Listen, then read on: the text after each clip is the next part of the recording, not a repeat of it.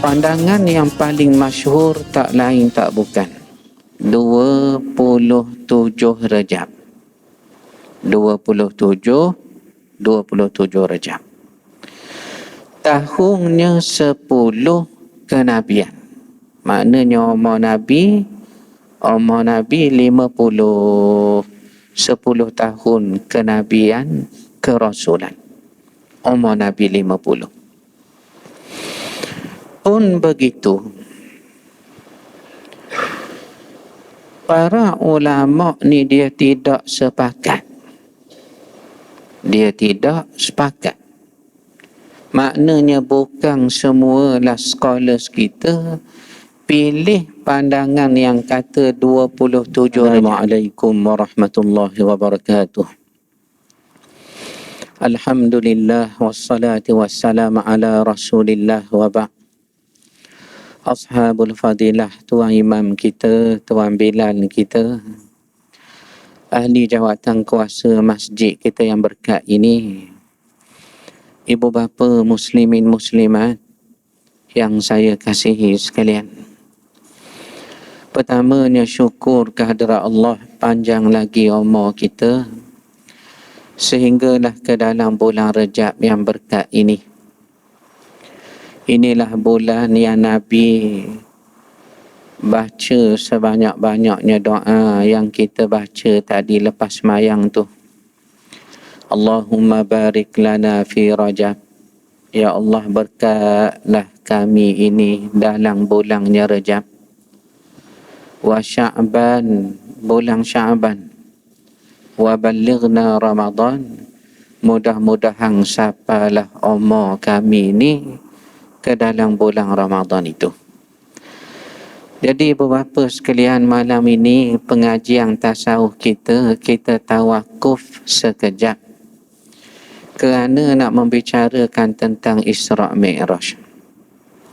Walaupun lebih kurang 12 hari lagi gamaknya Isra' Mi'raj, tapi sengajalah kita bahas awal kerana mengenangkan banyak pandangan tentang bila sebenarnya berlaku Isra' Mi'raj itu. Pandangan yang paling masyhur tak lain tak bukan 27 Rejab. 27 Rejab. Tahunnya 10 kenabian. Maknanya umur Nabi 50. 10 tahun kenabian, kerasulan. Umur Nabi 50.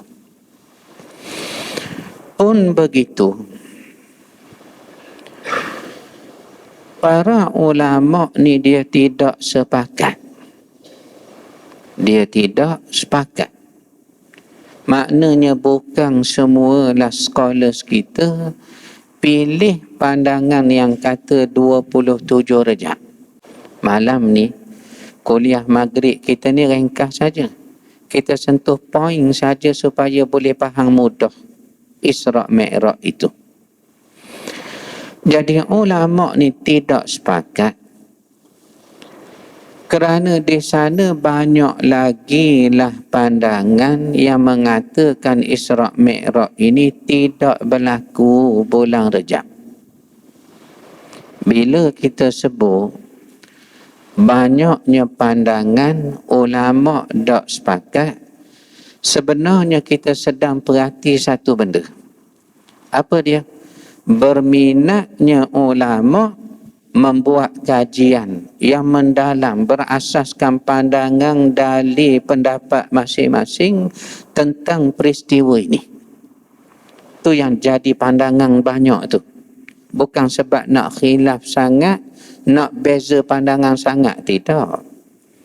Nak menunjuk apa dia? Ramai scholars beri tumpuan peristiwa ini.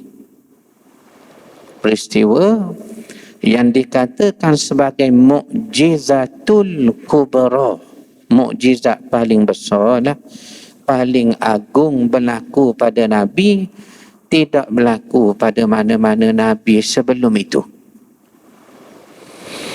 Jadi pandangan yang masyhur 27 Rejab tahun 10 kenabian, umur Nabi 50 selepas peristiwa Amul Huzni, bersedih Nabi kerana wafat Khadijah. Sempat Nabi hidup dengan Khadijah sebagai suami isteri ini selama 25 tahun. 25 tahun. Selang 3 hari menurut satu pendapat. Ada pendapat kata lain selang 2 bulan meninggal pula bapa saudaranya Nabi Abu Talib. Maknanya dalam tempoh tak jauh tu, tempoh dekat sangat 2 orang ahli keluarga Nabi hilang. Nabi ni semua anak laki-laki baginda mati sewaktu kecil. Cuba bayang tuan berlaku pada Nabi ni. Kalau sebut anak lelaki mati belaka waktu kecil lagi. Qasim tu yang Nabi dikunyahkan. Apa dia kunyah? Digelar dalam budaya Arab. Budaya gelaran Arab berbentuk genealogi, berbentuk salasilah dan nasab. Dia panggil kunyah. Ada gelaran di kalangan orang Arab ni bukan jenis kunyah, dia panggil laqab. Sebab nama tempat ke Imam Bukhari contohnya, ataupun sebab keturunan ke. Disebutlah nama Khalifah Harun Ar-Rashid tu keturunan. Jadinya tu yang dinama Nabi ni, kita baca selawat berjanji tu, Abul Qasim, wahai bapa kepada Qasim, kerana anak laki-laki Nabi hak mula-mula sekali. Qasim namanya, wafat waktu kecil tuan tu. Tak lama dapat pula anak kedua laki-laki, Abdullah alias Tahir. Abdullah alias Tahir. Siapa-siapa nama Tahir ni, nama anak Nabi lah. Wafat waktu kecil juga, wafat juga. Termasuk Ibrahim anak paling bongsu dengan yang Maryah Qibtiyah, dengan isteri lain selain Khadijah. Wafat waktu kecil juga. Ada pun anak perempuan Nabi yang 4 orang tu, siapa? Zainab. Wafat ketika Nabi masih hidup, Nabi uruh jenazah putrinya Zainab. Adik Zainab, Ruqayyah, isteri Uthman bin Affan, wafat juga waktu Nabi masih hidup. Nabi uruh putrinya Ruqayyah pula dah. Adik Ruqayyah, Ummu Kalsum, yang saling tika. Uthman berkahwin dengan kakak wafat, ganti adik. Saling tika. Pasal Nabi suruh kahwinlah dengan Ummu Kalsum, adik Ruqayyah tu. Wafat juga tuan sewaktu Nabi masih hidup. Ketika tahun 8 Hijrah. Kecuali Fatimah seorang sajalah yang masih hidup walaupun baginda wafat, tapi tak lama 6 bulan selepas Nabi wafat menyusul Fatimah wafat pula. Maknanya tak ada satu orang ya Tuhan uji. Anak laki-laki meninggal belaka. Anak perempuan meninggal belaka, melainkan Fatimah. Ini berlaku pada Nabi kita sallallahu alaihi wasallam. Jadi umur 50 meninggal. Isteri baginda Khadijah, bonda kita lah, Ummul Mukminin kita. Dan juga selang 3 hari, menurut riwayat lain selang 2 bulan, Abu Talib pula dah. Ada riwayat kata Abu Talib dulu baru Khadijah. Ni tak perlu kita bahas lah. Cuma tahun itu yang Nabi hilang 2 orang terdekat dengan dakwah Nabi. Lagi ahli keluarganya Rasulullah sallallahu alaihi wasallam, dikenang tahun itu dipanggil apa dia? Amul Huzni. Tahun Nabi bersedih, berduka citalah Nabi tahun tu. Selepas wafatnya 2 orang ahli keluarga terdekat, barulah berlaku Isra' dan Mi'raj. Kalau mengikut pandangan bulan Rejab tu, tahun 10 kenabian, malam 27. Kuliah kita di Al-Falah ni sengaja kita sebut yang very high level education sikit. Sebab, jemaah di sini cerdik pandai belaka ni. Sebab tu kita mengelak cerita. Cerita Isra' Mi'raj tak perlu cerita tuang. Tuan-tuan dah boleh baca, dah dengar dari kecil dulu lagi. Cuma sebagai percambahan, nak tunjuk apa dia? Minatnya ulama memberi tumpuan terhadap peristiwa ini sehingga mereka kaji dengan mendalam. Maka kita datangkan pendapat 1, 2, 3, 4, 5. Banyaknya menunjukkan besar peristiwa ini. Imam Tabari. Siapa? Our scholars dalam bidang tafsir. Scholars dalam bidang tafsir. Yang kita baca tafsirnya tu, tafsir At-Tabari. Jadi Imam Tabari, kata Imam Tabari, sebenarnya Nabi ni Isra' Mi'raj seawal umur baginda 40 tahun. Tengok tuan, jauh beza tu. Jauh beza siapa melarat 10 tahun. Beza dengan pandangan yang kata bulan Rejab tu. Siapa kata? Scholars dalam bidang tafsir. Imam Tabari kata ia berlaku ketika umur Nabi 40. Imam Nawawi kita, ulama dalam mazhab Syafi'i kita, bersama Imam Qurtubi, ni ahli tafsir juga, mereka mengatakan sebenarnya Nabi Isra' 45 tahun. Dia duduk di tengah-tengah. Tabari kata 40. Pandangan yang paling banyak seperti Al-Mubarak Furi dan Mansur Furi kata 10 kenabian 50. Katanya Imam Nawawi dan juga Qurtubi di tengah-tengah 45. Ada kata berlaku bulan puasa, bukan bulan Rejab. Pun ada juga. Isra' Mi'raj berlaku bulan puasa. Tahunnya 13 kenabian. Yakni umur Nabi 53 sebelum hijrah ke Madinah. Ada yang kata bulan Muharram. Allahu Akbar. Tahu dah lah kita malam ni. Walhal apa yang kita kuliah malam ni, tahun lepas dulu pun saya sebut benda begini juga. Menunjukkan apa dia?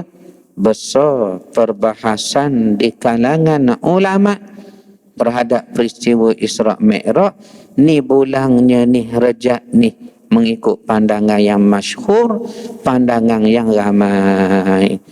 Maka barulah kita rasa bulan Rejab yang sedang aku duduk sekarang ni besar sangat perhatiannya di sisi ulama. Walaupun ulama khilaf, tidak sepakat, tidak sama pandangan bila berlaku Isra' Mi'raj tu, tetapi nas Al-Quran sebut secara jelas pada kita, walau tak sepakat di kalangan scholars, yang pasti Isra' Mi'raj berlaku bila? Malam. Waktunya malam. Soal berapa hari bulan tak usah kira. Quran kata bila? Subhanalladzi asra bi abdihi lailan Lam ya lam alik tu tanwin di atasnya lailan, berlaku waktunya malam. Bila sebut malam, dia bukan lepas subuh. Bila sebut malam, bukan lepas zuhur, lepas asar, pukul 3 dekat garis, bukan. Malam. Soal bila, tak usah kira. Hak jelasnya Quran kata, malam rupanya Nabi ni mula Isra' Mi'raj. Malam. Dan malam di sini pula peliknya ibu bapa sekalian, pelik. Pelik ke mana? Didatangkan dalam bentuk kalimah Arab yang bermaksud malam, lailan, lam ya lam alik tanwin, lailan itu, malam itu. Didatangkan dalam bentuk bahasa Arabnya berbentuk nakirah. Nakirah. Abaikan perkataan ini, tak perlu fikir, tak perlu catat. Tuan, saya nak terang mudah saja. Didatangkan dalam bentuk nakirah.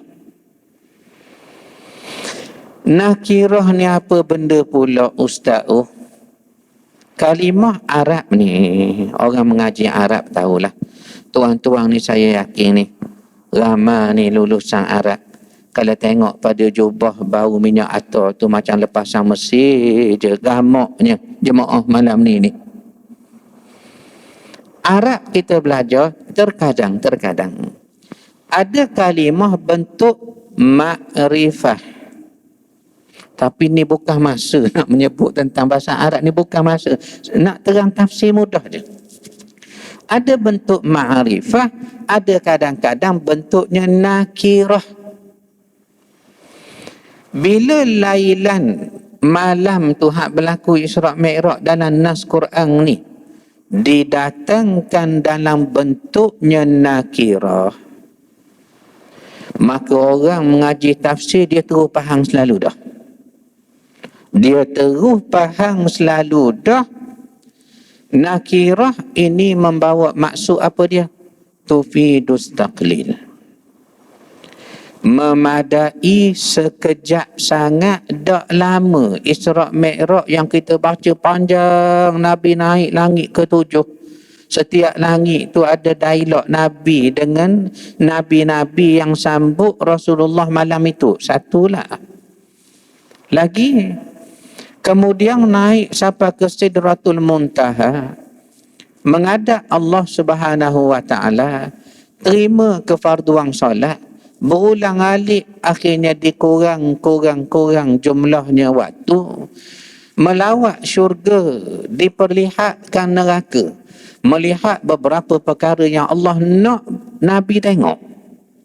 Kalau kita cerita Isra' Mi'raj berdasarkan hadis Sahih Bukhari itu, panjang tuang, panjang. Dari Masjidil Haram nak pergi Masjidil Aqsa itu pun bainal maghribi wal isya'i, antara maghrib ke isya'. Ni waktu kita ni nak tunggu isya' ni. Selama itulah tempoh Nabi dari Masjidil Haram dekat Hijr Ismail tu menuju ke Masjidil Aqsa.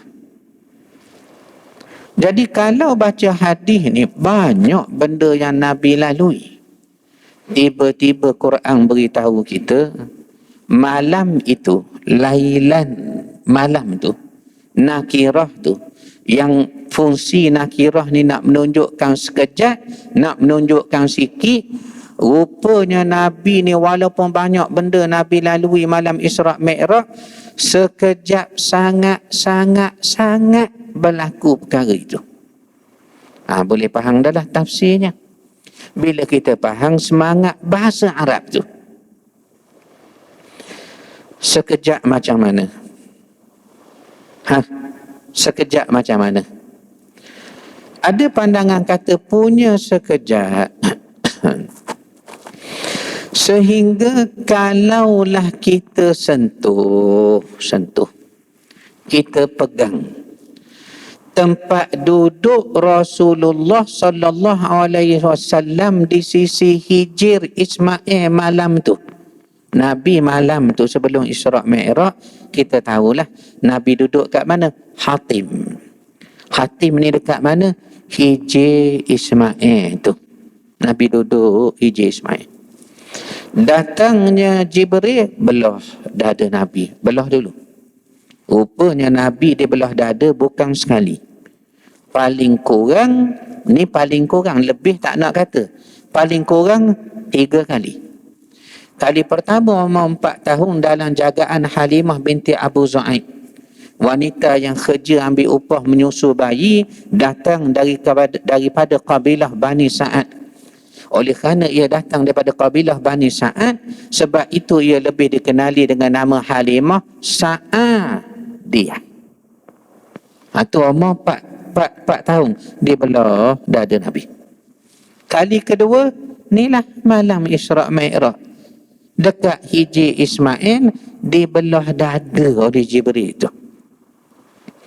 Kali ketiga di Masjidil Aqsa malam yang sama sebelum Mi'raj ke hadrat Allah Subhanahu Wa Taala.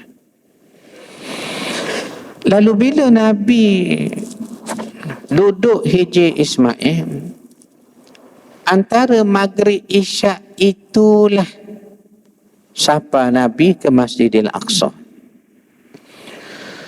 Dah kalau kita kata lailan sekejap, macam mana sekejap, sedangkan hadis tu cerita panjang menunjukkan lama. Tak.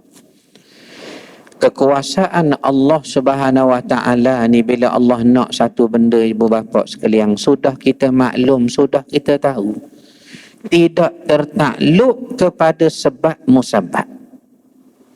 Allah bila nak satu benda mesti ada sebab baru berlaku. Tak ada. Sebab musabab ni kita manusia yang perlu. Untuk, kata ulama, terkadang sebab musabab ni untuk mengimbangi iman manusia dalam menerima takdir dari Allah. Kenapa mati tu? Sakit kanser. Tu dipanggil sebab. Bila dengar sebab, oh patutlah untuk imbang kita terima takdir. Kalau tiba-tiba mati tak tahu sebab, dibimbangi kufur manusia. Zalimnya Allah ni. Nampak dah tu? Jadi sebab musabab hanya berlaku lingkungan manusia yang lemah.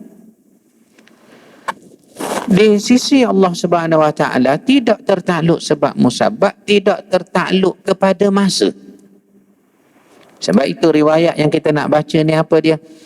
Sekejapnya berlaku Isra' Mi'raj malam itu, sehingga kalimah malam yang berlaku Isra' Mi'raj padanya didatangkan dalam bentuk nakirah. Yang mana nakirah itu fungsinya tufidus taqlid, nak menunjukkan sekejap ataupun tak lama. Sehingga kan ada riwayat kata begini, kalau awak pegang, saya buat contoh ni, awak pegang tempat Nabi duduk, di mana? Hijr Ismail, awak pegang. Jarak Nabi pergi dengan jarak selesai Isra' Mi'raj, awak pegang dekat Hijr Ismail Nabi duduk, nescaya masih terasa panah lagi. Allahu Akbar. Fikirlah sendiri berapa sekalian. Sekejap ya, sekejap. Macam mana sekejap? Kan kita baca panjang, kita dah sebut tadi. Ini kekuasaan, kekayaan Allah Subhanahu Wa Taala. Seperti kita mimpi, seperti kita bermimpi. Tidur malam tu kita mimpi. Ustaz, kata Tok Bila, tak nanti tidur malam, tidur dalam kuliah pun sempat bermimpi. Contohnya, tuan pun bermimpi badang dalam masjid, tapi tuan sampai ke mana? Kuala Berang, Hulu Terengganu, sampai ke Mekah, sampai jauhnya tuan sampai. Macam mana tuan boleh sampai? Hakikatnya kita tak tahu. Sebab kalau kita tanya macam mana awak boleh sampai, Maka kita pun jawab ketika jaga, ketika sedar. Ni tak betul sebab awak mimpi tadi tengah tak sedar. Jadi nak kata apa dia? Banyak benda je yang menunjuk kekuasaan Allah ini tidak tertakluk kepada sebab musabab ataupun masa. Jadi sebab itu didatangkan mula-mula sekali nak jadi takjub kita sekejapnya Isra' Mi'raj. Jadi nas Al-Quran ni patutlah dia sebut gini. Subhanalladzi asra bi abdihi lailam minal masjidil harami ilal masjidil aqsa. Maha sucinya Allah. Di mula nas tu, sebelum nak cerita kita Isra' Mi'raj ni pelik. Awak pegang tempat Nabi berlepas dengan sudah Isra' Mi'raj, panas lagi. Daripada Masjidil Haram, Masjidil Aqsa, antara Maghrib Isyak saja. Ya. Naik ke langit. Ya. Melawat syurga. Benar. Sehingga Nabi kata, aku sampai ke Sidratul Muntaha, aku lihat pokok-pokok di Sidratul Muntaha. Daunnya lebar seperti telinga-telinga gajah. Menunjukkan ada pokok. Ada, Nabi nampak. Macam mana nak cerita? Nabi kata, tak tahu nak cerita kepada kamu manusia. Cuma daunnya lebar. Ni hadis Sahihul Bukhari. Daunnya lebar seperti telinga-telinga gajah. Ada karya kita susun pada tahun 2012, 10 tahun yang sudah. Kita sudah convert jadi ibu. Saya akan panjang kepada Yayasan Tuan Syarifah, akan panjang pada imam kita. Nanti dipanjanglah pada jemaah ibu tu. Ibu Isra' Mi'raj tu. Dan kemudian Nabi kata, aku dibawa masuk syurga dan diperlihatkan neraka. Maknanya banyak benda yang Nabi lalui. Tapi tiba-tiba sekejap sangat berlaku, patutlah Allah kata apa dia? Subhana, maha suci Allah. Allah ni maha suci, maha agung, maha. Sehingga keluar daripada akal kita, sehingga nyatalah iman itu mengatasi akal, iman pada Allah. Kita semayang maghrib tadi pun, lepas beri salam ya, Assalamualaikum warahmatullahi. Assalamualaikum warahmatullahi. Imam pun baca zikir. Macam mana bunyi zikirnya? Subhanallah, subhanallah, subhanalladzi asra bi abdihi tu. Subhanallah, subhanallah, subhanallah. Subhana N-E-Na, nun baris atas. Subhanallah. Habis subhanallah, kita sambung zikir. Alhamdulillah, alhamdulillah, alhamdulillah, alhamdu. Diudu. Da bagi depan du. Alhamdu. Habis alhamdulillah, sambung lagi. Allahu Akbar, Allahu Akbar, Allahu. Hu ya. Bagi depan tu H-U-Hu, ha simpul bagi depan hu. Allahu, alhamdu, Allahu. Tapi bila subha, dia tak jadi subhanu, dia jadi subhana. Kenapa tuan berzikir bunyi begitu? Kalau sudah alhamdulillah, sambung Allahu Akbar, sepatutnya subhanallah lah sepatutnya. Tidakkah begitu? Tapi dah, Dari dulu sampai sekarang pas malang ni, bila sebut alhamdulillah, sebut Allahu akbar. Tapi bila sebut subhan, tak ada kita sebut subhanu. Kita maintain sokmo subhana. Soalan yang saya nak tanya ni, tu yang terang panjang lebar tu. Kenapa kita baca subhana? Du pula. Allahnya ku. Kenapa? Sila jemaah sekalian. Masjid Al-Falah ni, yang jemaah mana ni jangka tak kurang 10,000 orang ni gamak saya sampai ke belakang sana. Ada wakil lah seorang jawab. Siapa-siapa dapat jawab tepat, saya nak beri RM10. Nak beri betul ni, pitih tak ada, pinjam tabung masjid dulu. Pinjam, bukan curi ni. Lamakan tuan tangkap saya mandi jenazah pula. Pinjam. Kenapa? Kenapa? Kalau tak ada yang jawab, saya jawab ya. Sayalah jawab gamaknya. Tapi tuan-tuan kena beri RM10 seorang kepada saya. Boleh ni? Boleh. Ustaz Hakimi kutip di muka pintu tu jemaah nak keluar sekarang. Baik. Kenapa? Katanya Ibn Kathir ini salah satu scholars dalam bidang tafsir. Ni yang kita nak faham nas Quran ni. Ni kita nak tadabbur Quran ni. Supaya dengan tadabbur, dengan faham nas, terbit dari hati kita, Allah, ya Allah. Nak terbit benda begitulah. Katanya Ibn Kathir, kalimah subhana ni dah. Subhanallah, maha suci. Suci setara mana maha tu? Maha suci. Dia kata ia membawa makna tanzihullahu min kulli su'.